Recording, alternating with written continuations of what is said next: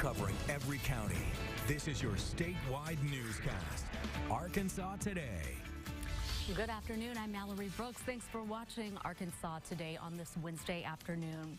A hazardous truck explosion kills one person in Ouachita County. Here's what we know right now. Arkansas State Police say Randall McDougal was carrying ammonium nitrate from El Dorado to Texarkana. His brakes caught on fire. He tried to extinguish the flames when area fire departments were notified. Firefighters were evacuating people in the area when McDougal walked back to the truck and it exploded. People within a 60-mile radius reported feeling the blast. The explosion caught a large forest area on fire and damaged the road. Stephanie Sharp joins us live from Ouachita County with the latest on the cleanup process. And Stephanie, what do we know right now?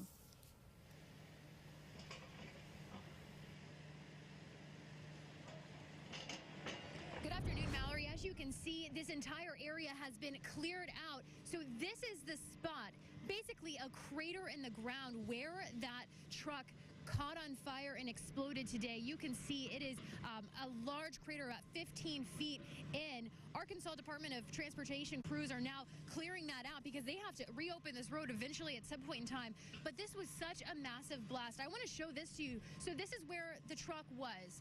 This is the wooded area nearby, completely cleared out.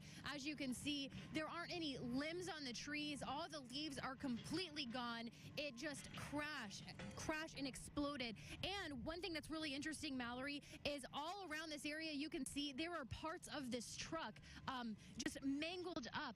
It exploded and just dropped off. And this isn't just the only area. We parked yards down, maybe 100 yards down the road here, and the same thing. Parts of the truck were everywhere. The limbs on the trees were gone. We even saw one house where all of the windows were shattered out because of that massive blast here.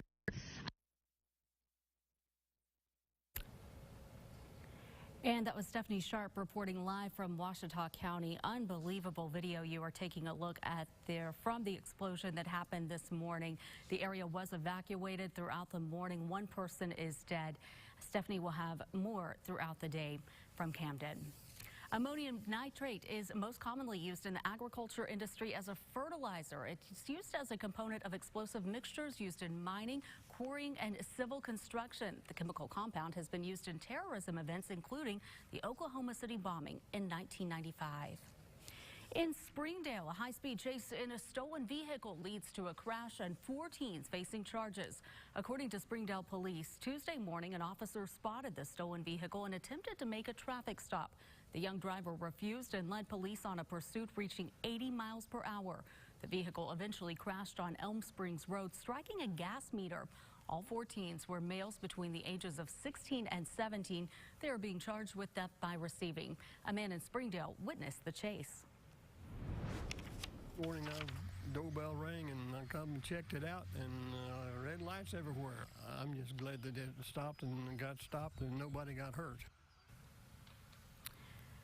And Hugo says it felt strange to walk outside his home and see everything unfolding right in his front yard.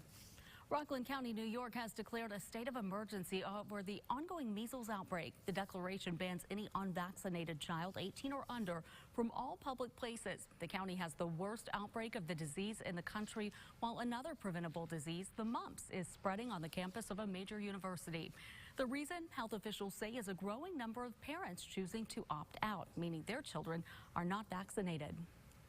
Only 72.9% of the 1 to 18-year-olds in Rockland are fully vaccinated against the measles.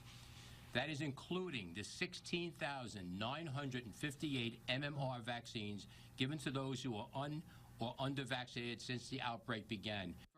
The state of emergency will last for 30 days, and state officials say parents will be penalized if they bring unvaccinated children to public spaces.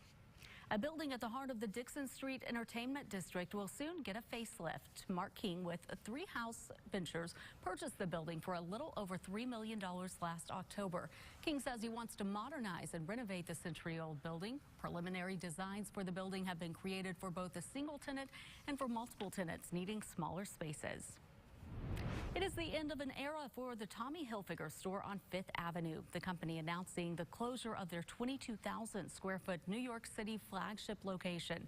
The retailer is also expected to shut down a second store in Miami next month. Reps at the company say the closures will enable them to enhance their online presence as they look to focus more on attracting younger consumers to the brand. State lawmakers flipping the off switch on a bill that would have worked to reduce light pollution in Arkansas. The measure died on the House floor. It would have regulated outdoor night lighting fixtures to preserve the state's natural nighttime environment. Some lawmakers argued the cities they represent would be out millions of dollars, but the bill's sponsors said they would have time to gradually replace the lights. We can choose to pretend this is not an issue or protect the short-term interest of utility companies and do nothing. Or we can do the right thing to protect the long-term health of our citizens, protect the natural environment of the state we are blessed to call home and are the stewards of. Arkansas is a natural state by day, and with your help, we'll make Arkansas the natural state by night as well. And with that, I'd appreciate a good vote. Representative. The Buffalo National River is working to receive the natural state's first International Dark Sky Park designation. Well, let's take a look at the day ahead on this Wednesday, March 27th. Secretary of State Mike Pompeo appears before the House Foreign Affairs Committee. He will testify on the State Department's 2020 budget proposal. The Wisconsin man accused of abducting 13-year-old Jamie Kloss and killing her parents faces a judge again. 21-year-old Jake Patterson is expected to plead guilty to the charges. And France celebrates National Fromage Day to honor its favorite dairy product. The country produces more than 1,000 varieties of cheese.